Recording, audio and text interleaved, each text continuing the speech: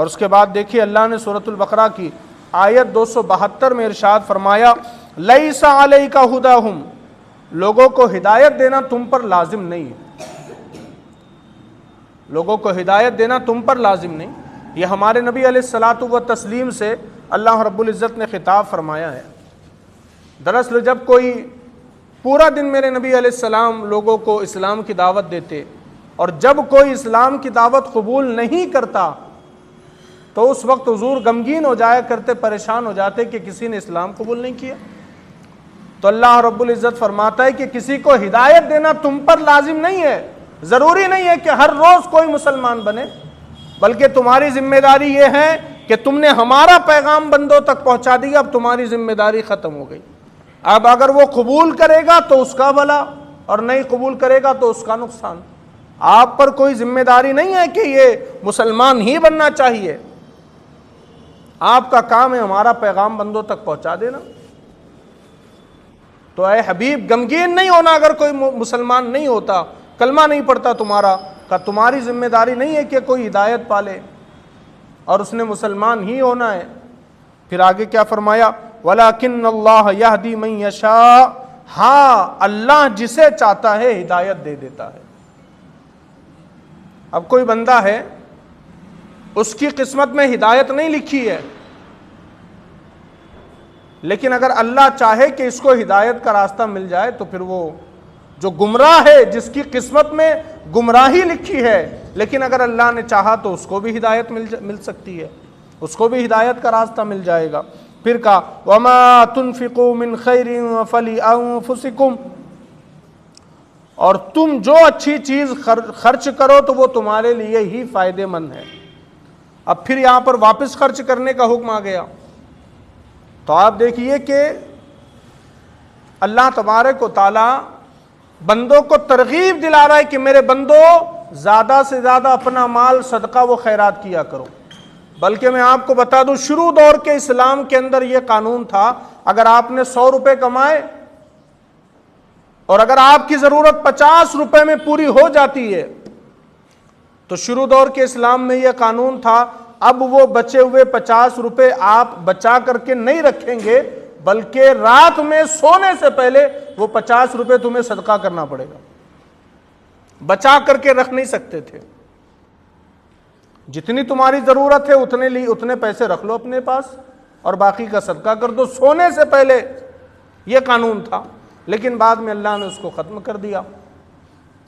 تو سب سے زیادہ اچھا عمل تو یہی ہے کہ انسان کے پاس اگر ضرورت سے زائد مال ہے تو وہ خیرات کر دے، صدقہ کر دے، یہ سب سے زیادہ پسند ہے اللہ رب العزت کو۔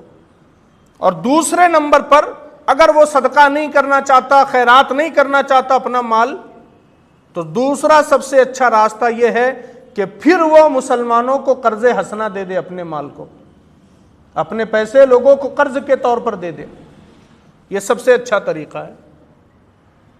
اور اگر انسان یہ بھی نہیں کر سکتا تو تیسرا طریقہ ہے جو کہ مکروہ، زیادہ پسندیدہ نہیں ہے، اور تیسرا طریقہ یہ ہے کہ اگر آپ کے پاس کچھ مال پڑا ہے، آپ صدقہ خیرات نہیں کرنا چاہتے، کسی کو قرض نہیں دینا چاہتے، تیسرا طریقہ یہ ہے کہ پھر وہ آپ اپنا مال کسی کو دے دیجئے اور کہہ دیجئے کہ آپ اس سے کاروبار کرو اور اس کاروبار کا نفع آپ مجھے دینا، نقصان ہوا تو میں آپ سے اس کی بھرپائی نہیں لوں گا۔ یہ تیسرا طریقہ ہے۔ اور اللہ رب العزت نے فرمایا کہ تم جو اچھی چیز خرچ کرو گے تمہارے ہی لیے فائدہ مند ہے۔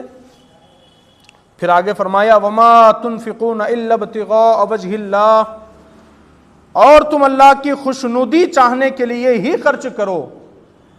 مقصد پھر بتایا اللہ نے، خرچ کرو بھی تو اللہ کو راضی کرنے کے لیے، اللہ کی رضا کے لیے خرچ کرو، اپنے آپ کو امیر دکھانے، سیٹھ دکھانے، مالدار دکھانے کے لیے نہیں، خرچ کرو تو اپنے رب کو راضی کرنے کے لیے خرچ کرو۔ پھر کہا وَمَا تُنْفِقُوا مِنْ خَيْرٍ يُوَفَّ إِلَيْكُمْ وَأَنْتُمْ لَا تُظْلَمُونَ، اور جو مال تم خرچ کرو گے وہ تمہیں پورا پورا دیا جائے گا اور تم پر کوئی زیادتی نہیں کی جائے گی۔ جو مال ہم نے خرچ کیا وہ ہم کو پورا پورا ملے گا۔ دنیا میں اگر ہم نے مال خرچ کیا تو اس کی برکت یہ ہوگی کہ اللہ ہمارے رزق میں اس کے ذریعے برکت عطا فرما دے گا، مال بڑھے گا ہمارا۔ یہ دنیاوی فائدہ ہے خرچ کرنے کا، صدقہ کرنے کا، اور اخروی آخرت کا فائدہ کیا ہے صدقہ کرنے کا؟ دنیا میں صدقہ کیا، دنیا میں مال تو ملا، لیکن آخرت میں ثواب کا ذخیرہ ہم کو ملے گا، آخرت میں ثواب کا ذخیرہ۔ بلکہ ہمارے نبی کریم صلی اللہ علیہ وسلم ارشاد فرماتے، اگر کسی بندے کے پاس حلال کمائی میں سے ایک کھجور کیوں نہ ہو اور اگر وہ اس کو صدقہ کر دے تو اللہ تبارک و تعالیٰ اس بندے کے اس صدقے کی پرورش کرتا ہے، پرورش کرتا ہے۔ جس طرح ایک باپ اپنے بچے کی پرورش کرتا ہے اور وہ بڑا ہوتا جاتا ہے، اللہ مومن کے صدقے کی پرورش کرتا ہے، اور قیامت میں اس کو وہ دیا جائے گا۔ اس وقت تک وہ ایک کھجور جو اس نے صدقہ کی تھی وہ پرورش پاتا پاتا ہوا قیامت کے دن پہاڑ کی طرح ثواب کی طرح بن جائے گا۔ دنیا میں دیا تھا حلال کمائی میں سے ایک کھجور، لیکن وہ پرورش پاتا رہا، ملٹیپلائی ہوتا رہا، اور قیامت کے دن ایک کھجور کے بدلے پہاڑ ملیں گے ثواب کے، اگر حلال کمائی میں سے دیا تو اللہ نے فرمایا تم کو پورا پورا دیا جائے، تم پر ظلم نہیں ہوگا۔